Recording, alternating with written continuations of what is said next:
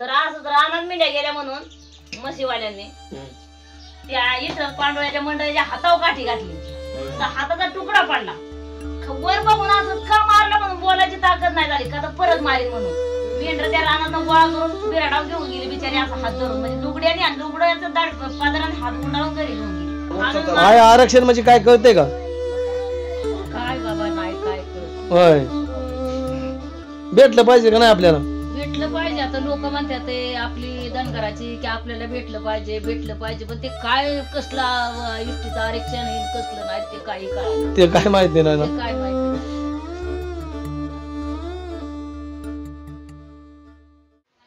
नमस्कार सर्वांना. तर आता सकाळच्या बरं उठून सगळं बाकीचं काम उरकलं. वाड आहे लुटून घेतला परत पोखरांना खाया पण टाकलं आणि चाललं आता बाकीचं काम. तर पांडा की निघालाय वाड्याला तिकडं जरा धान्य घेऊन.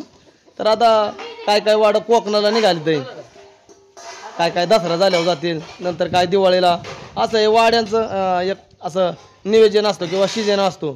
तर आज आपल्याला एक बोलायचं आहे. आपल्या धनगर समाजाचा जालना इथं दीपक भाऊ बोराडे हे उपोषणाला बसतात गेले 8-10 दिवस झालं ते तिथं उपोषण करतात आहे आणि अनेक आपलं समाज बांधव तिथं जाऊन त्यांना पाठिंबा देते. असंच प्रत्येक जणांनी तिथं पाठिंबा दिला पाहिजे त्यांना जाऊन कारण ते अगदी निस्वार्थीपणे तिथं ते त्यांनी अन्न पाण्याचा त्याग केला आहे आणि तिथं ते जालना इथं आरक्षणाला म्हणजे आपल्या धनगर समाजाच्या आरक्षणाच्या अंमलबजावणी व्हावं म्हणून ते तिथं आंदोलन करतात आहे. अनेक महाराष्ट्राच्या कानाकोपऱ्यातनं तिथं लोक म्हणजे जातात आहे. तर आता आपल्याला मेंढरा शेरडामुळं काय जाता येत नाही. मेंढपाळांचं तर लय अवघड आहे. येचुकाट्याची संघर्ष आहे त्यांचा. येचुकाट्याची संघर्ष असून पण असं म्हणजे जीवन त्यांचं हे करायचं भरपूर संघर्षाचं आहे. पण आजही पण आपला धनगर समाज दऱ्याखोऱ्यामध्ये आपलं भविष्य शोधतोय. अजून दऱ्याखोऱ्यात उन्हात पावसात थंडीत गारठ्यात उन्हाळ्यात फुफुट्यात कसलं चिखलात कुठं बी असेल ते त्यांचं नशीब असेल त्यांचं जायचं तिकडं ती चालू ते यावर त्यांचं. कोण कोकणात जाते कोण मावळात जाते कोणी कुणाकडे देत तोंड फिरत तिकडे जाते पाहुण्या रावळीच्या सुईने जाते नातेवाईकाचे समाधानी जाते. ठराविक जागा आता सुटलं काय लोकांचं गेलं सारं कंपन्या झाल्या. पहिलेची लोक ठराविक गावाला ठराविकच जायची यात आता राहिलं नाही ती प्रत्येकाचं बदला खदली झाले असं झाले. आता पांडाचा वाडा निघालाय कोकणाला. कोकणाला जायचं तर म्हणजे पांडा हे 12 महिने बाहेर गावीच असतो कारण मेंढरा शेरडामुळं मेंढरा शेरड आहे उपजीविका त्यासाठी मग त्यांना बाहेर गावी राहावं लागते. वाडा कुठपर्यंत आला होता? वाडा आलता उरुळीपर्यंत आलता तिथनं गेलो परत माघारी.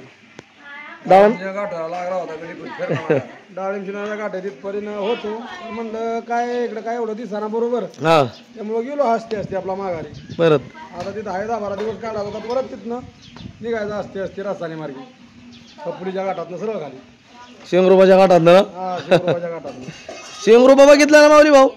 बघितलंय मी. त्यांनीच तो घाट पाडला या. पाय नाही फिरलो पण गाडीने फिरलोय सगळं. हा ना. शिंगरुबाचं मंदिर बघितलंय. हा तिथं येता जाताना तुमचं धनगर समाजातले मेंढपाळ सगळे कर्म आहे ना त्या गाठाला शिंगरुबा घाट नाव द्यायला पाहिजे होतं ते नाही दिल्या गेले म्हणतात अडाणी समाज म्हणतो मग बरोबर आहे मार्गदर्शनच त्यांचं आहे ते शिंगरुबाचंच घाट आहे. त्यांनी बलिदान दिले या. बरोबर. बिराजी पण दूध घालाय गेला होता ना आलाय आता. मग बिराजी आलाय दूध घालून ये बघा दसऱ्याला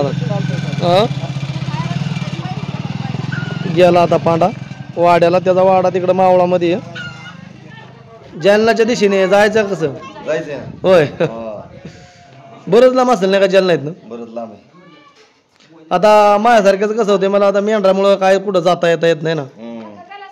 झाले ठरले आता का पोरात हा प्या तुम्ही प्या. कसं ठरलंय? ठरले पोरांचं 17 जण आहेत. हा ना म्हणजे त्यांना म्हणजे प्रत्येकाने साथ दिली पाहिजे. आपल्याला सरकारला काहीच बोलायचं नाही कारण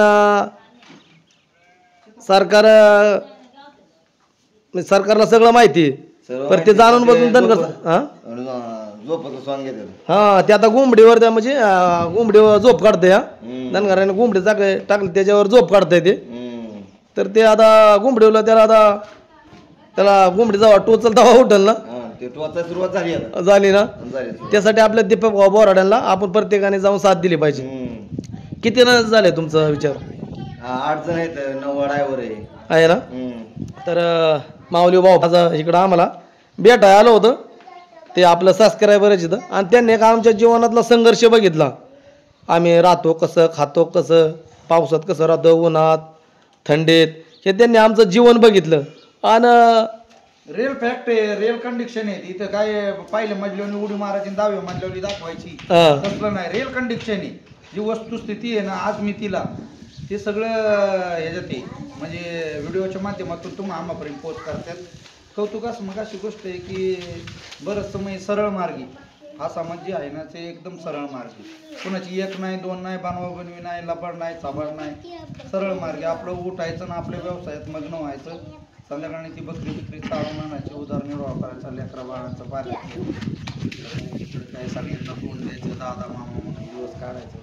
लय अवघड आहो ते जर बारकीचं आचरण केलं ना तुम्ही आम्हात ते ज्यांनी केलं नाही त्याला ते जर बारकाईने जर बघितलं ना ते लय अवघड वाटणार लय अवघड.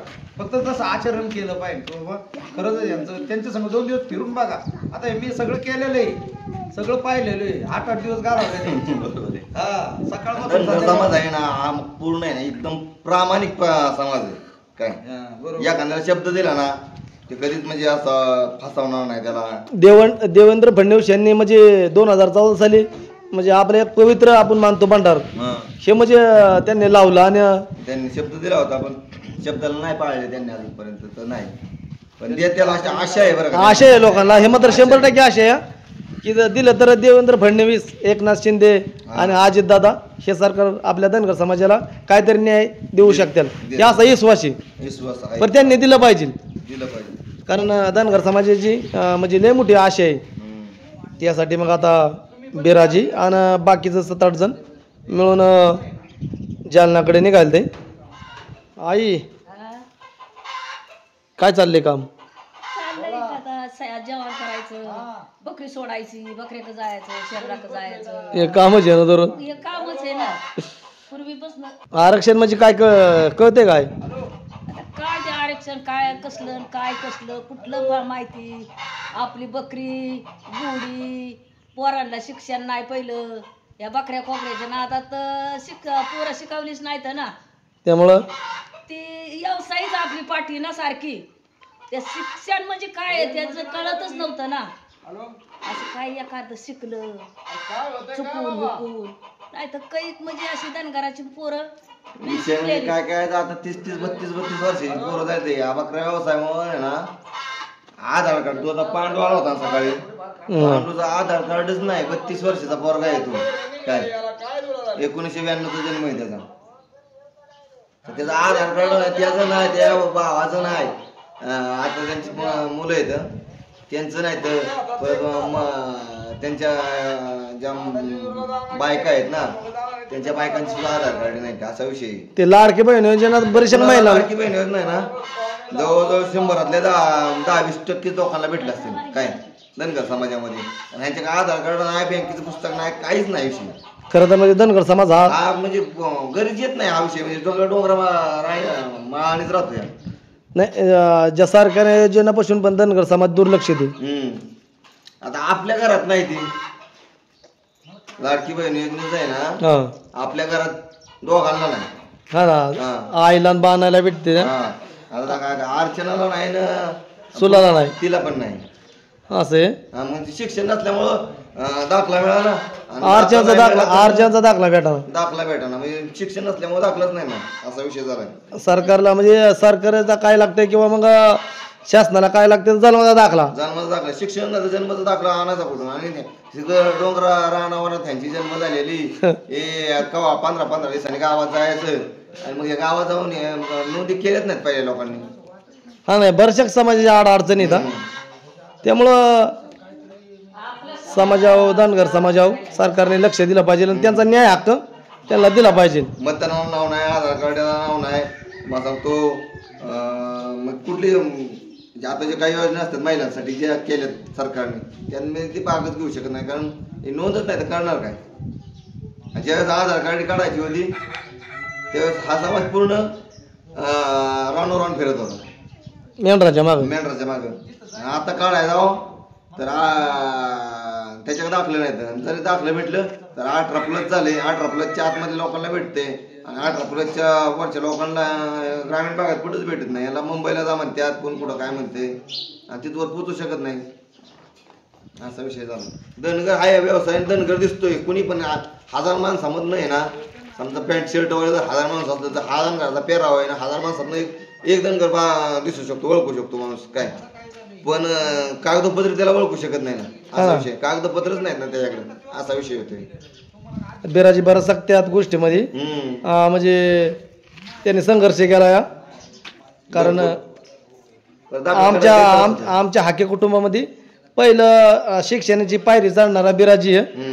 त्यामुळं डॉक्टर बाबासाहेब आंबेडकर म्हणतातच शिक्षण हे वाघिणीचं दूध आहे आणि जो प्राशन करील तो म्हणजे गुरगुरल्याशिवाय राहणार नाही. तर बाणाच्या चालले दादा मस्त बाकी भाकरी. कालवण काय केलं बाणा? कालवण केलं हुरग्याचं. होय. वडा हुरगा. हा. मग हा? जालन्याला जाऊ का आम्ही? जा की. हा जायला पाहिजे की. होय. मग सगळ्यांनी मदत केली तरच होतंय ना. हा ना. एकाने करून नाही होत. एकाने केलं तर त्याच्या माग पाठुंबाच पाहिजे ना त्याला. नाही म्हणजे आता आपलं तर गेलं असंच हा विषय, पण पुढचं पण पोरा बाळांच्या भविष्यासाठी बघितलंच पाहिजे ना. हा ना. मग त्यासाठी दीपक बोराडे हे अन्न पाण्याचा त्याग केलाय त्यांनी. मग त्यांनी केला म्हणजे सगळ्या म्हणजे आखे ह्याच्यासाठीच केलाय, लोकांच्यासाठी. होय. तसं आपण घरात बसून आयत त्यांनी जीवाचं रान करून आपण आयत नसतं हे करायचं म्हणल्यावर त्याला थोडीशी मदत पाहिजे ना त्यांना साथ दिली पाहिजे आपण. हा ना. आज बिराजी ह्यो जालन्याकडं म्हणजे जायचा विचार आहे त्याचा. ते आपल्या मामाचा पोरगा आहे संतोष लकडे काय वडाण्याचा. त्याला परवाशी आम्ही फोन केला, म्हणलं अरे आपल्याला एसटी आरक्षणासाठी जालन्याला जायचंय काय. मला म्हणलं दाजी एसटी आरक्षण म्हणजे आपल्याला एसटी फुकट भेटायची का काय. त्याने मला त्याला म्हणजे तो आता माझ्या आम्ही दोघं एका वयाचं आहे काय. तो एखादा फक्त विषय काय झाला की तो आर आणि शाप बकरीवळणी हाताचा धंदा फक्त काय. त्याला म्हणलं आपल्याला एसटी आरक्षणासाठी बाबा जालन्याला जायचं, ते दीपक भाऊ वर्गांचं उपोषण चाललंय ना त्यासाठी जायचं. तर त्यांनी मला काय सांगितलं, दादा आपल्याला जायचं खरं पण नेमकं कशासाठी. म्हणून तुम्हाला माहित नाही कशासाठी. मला मातीमध्ये मला वाटलं की एसटी आपल्याला फुकट भेटायची, असा विषय होता. काय करा इतका अशिक्षित आहेत ना धनगर समाजामध्ये लोक, काहीच कळत नाही. विठ्ठल पांडवे नाही का, तर असं तर आनंद मिंड्या गेल्या म्हणून म्हशीवाल्यांनी त्या विठ्ठल पांडव्याच्या मंडळीच्या हातावर काठी घातली, तर हाताचा तुकडा पडला. वर बघून असं का मारलं म्हणून बोलायची ताकद नाही झाली का, तर परत मारीन म्हणून मेंढर त्या रानात गोळा करून बिराडाव घेऊन गेली बिचारी, असा हात धरून म्हणजे लुगड्याने लुगड्याचं दाड पादराने हात गुंडाळून घरी घेऊन गेली. काय होतं काय काय लोक मोठे म्हणजे असे मोटर म्हणजे मोठ्या गाड्या असतात ना, पैशावाले असतात किंवा सुशिक्षित असतात, त्यांना धनगर समाज म्हणजे तुच्छ. आता समजा बकरी चालल्यात रोडनी काय डायरेक्ट बकऱ्याच गाड्या घालतात आणि समजा साईड आता बकरीचा कसा बकरी हा मुका प्राणी, त्यांना काय सांगितलेलं कळत नाही किंवा काय त्यांना जर बाजूला हल्ली तर चालते. चुकून जर आलीच रोडच्या मध्ये तर बकऱ्याला लय मारतात लोक, उडवून पण काय बकऱ्या डायरेक्ट गाडी घालतात किंवा टॅक्सीचा दरवाजा उघडून बकरी उचलतात आणि टॅक्सी धरतात आणि जातात घेऊन. असं पण प्रकार आरक्षण म्हणजे काय कळतंय का काय बाबा नाही काय कळत. होय. भेटलं पाहिजे का नाही आपल्याला? भेटलं पाहिजे. आता लोक म्हणतात ते आपली धनगराची की आपल्याला भेटलं पाहिजे पण ते काय कसला इष्टीचं आरक्षण आहे कसलं नाही ते काही कळाना, ते काय माहिती नाही ना, काय माहिती नाही. असं झालं. फक्त लोक बोलतात एवढीच. हा लोक बोलते. ते व्हिडिओ बघितला तो उपोषणाला बसल्याला? हा बघितला. होय. त्याच्यामुळं तर आपली लोक आपल्याला भेटाना म्हणून तर माग असल्यात ना. हा ना. तर आमचा संघर्ष माऊली भाऊनी पण बघितलाय, लय जवळून बघितलंय. म्हणलं झालंच पाहिजे, आरक्षण भेटलंच पाहिजे, तर मागण्या त्या पूर्ण केल्या पाहिजे. हा ना, मागण्या पूर्ण झाल्या पाहिजे. तुमच्या भागात आहे का भाऊ माऊली, तुमच्या भागात जी धनगर समाज येतो तुम्हाला कसा वाटतो? नाही अति प्रेमळ असतात लोक, पण काय त्यांचं उदरनिर्वाह त्याच्यावर लय त्यांना लोकांची हे करायला नको ते अपद्र शब्द बोलते ते ऐकूशी वाटत काठ्या काढतात, नाही. काठ्या बाया माणसं बघत नाहीत. बाया बघत नाही, गडी बघत नाही, पोरं बघत नाही.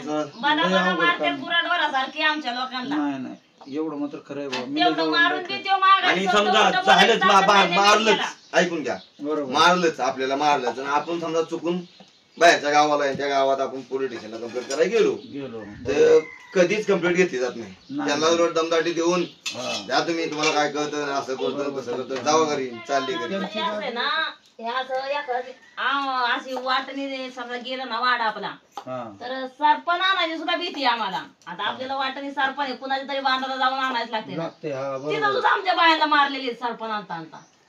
चुलीला आहे, रानात मोकळं पडलेलं सरपंच ते कुजूनच जात असतं. कुजूनच जात असतं, पण तिथं त्या लाकडाला सुद्धा हात लावून देत नाहीत काय काय लोक. सगळी सारखी नाही, सगळी सारखी नाही. काय काय लोक लय चांगले असतात. लय चांगले म्हणजे लय जीवाला जीव देतात. काय काय लोक अशी तुम्ही पाऊस पाणी गाबदिशी आमन दाबक्याचा पाऊस पडला हा तर टोपल्यातली स्वतः भाकर नेऊन पण आणणार आहे तुम्हाला जेवण करून घेऊन येते. घासातलं घास देत आमचा का आता जातात ना पनवेलला बकरी कोकणात. कोकणामध्ये पाऊस जर झाला ना तर लोक गावात जेवण करून बकऱ्यावरला आणतात, कारण यांच्या चुलीच पेटत नाही. हा विषय महत्वाचा. खरी गोष्ट काय आमची नानी आहे तिकडं, काय परत नानीच्या लेकी, परत रामदादा, अजून तुम्हाला सांगतो तिकडं पवार साहेब, दत्ता पवार, लय मदत करतात. नानींचं जाव आहे, अनुबाई तिकडे एक वर पाड्यावर. लय लोक जीवाला खरंच देतात. म्हणजे ज्याची खावा पोळी त्याची टाळी वाजवा. धनगर समाज महाराष्ट्रामध्ये राहतो, पण त्यांनी इतकं म्हणजे लोकांशी म्हणजे प्रेम केलं या, प्रेम केल्यामुळे लोक काय काय संपर्क देतात आणि काय काय त्रास पण देते ते लय त्रास देतात. मग नाही बकर दिलं तर बारतीला दाखवून ज्यांनी हे करून दिवस करून पाहिलेले आहेत ना, कडूकाळ दिवस जे इथून माग 40 वर्षापूर्वी ज्यांनी ते थोडस पाहिलेलं आहे ना, त्याला लगेच ते आकर्षणच करणार. तुमचं समाज लगेच आकर्षण होतं, कारण की त्यांनी पण ते वाईट हालाकीत परिस्थितीत दिवस काढलेले असतात. माऊली भाऊने पण एक औषध आणलं होतं. कंचा तुम्ही औषध आणलं होतं? ते रगा थोड्याची साल आणली होती, हा दिवसाची साल, हा रक्तचंद्राची बावली उघडून आहे ना, ते शिजून लेप द्यायचा होता. ते दाजींचं जरा पाय दुखत केलंय ते काय पायाला औषध. आईच्या पण हाताला थोडस फरक बघ ना, तुझ्या हाताचं कसं काय? हा लावलंय की. रात्री आम्ही जरा ते उकळून तयार केला त्याचा त्या सालीचा. बाणा नाही 12 वाजले आम्हाला ते लेप. बाणा तुझ्या टाचाचं कसं काय? माझ्या बी लावला नाही नको खावायला. तर माऊली भाऊ अगदी हाकाला उभं राहतात. नाही राहिलं पाय परत त्यांनी जीवन बघितलंय. जीवन आहे परत आहे का नाही. सांगा ना. जीवन एकदाच येणार आहे, माणूस काय नेणार हा आहे? ना. किती तुम्ही जीवनात काय कमावलं, काय खाल्लं, काय पिलं, संग जातंय का? काय करुगडा सुद्धा कापला जातो शेवटच्या क्षणी. मग तुम्हाला माझं प्रेमच जिंकायचं. काय चाललंय आहे? त्यांना शेंगा देते ना, वानावळा ना? हा वानावळा. शेंगा आहेत, मक्याची कणसं आहेत. सीताफळ काय सापडलं नाही. सीताफळ जाऊ द्या, डोळं नसतं ना. डोळं नाही आणि कच्ची आहेत. हे वावरामध्ये गवारी त्याचं काय आहे, पिकायची बी नाही तर मग नाही नाही नाशिक काल आणले 2-4 बघू ना.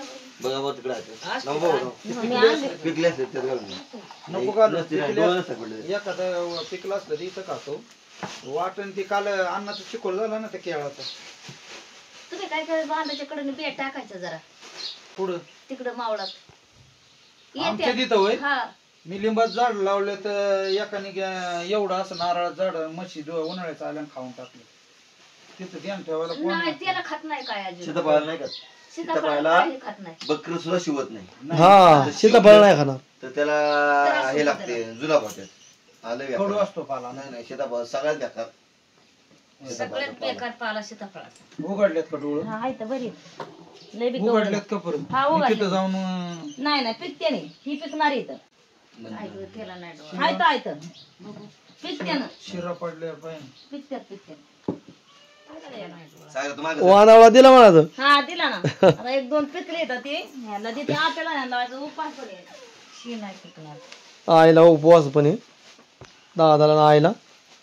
सीताफळ जरा गवार हा मक्याची कणस 10-12 आणल्या तोडून. खाली बस बाळा. हे प्रेम असतं सगळं बाजारात मिळतंय त्याबद्दल हा ना. नाही, ह्यात वेगळं असतं.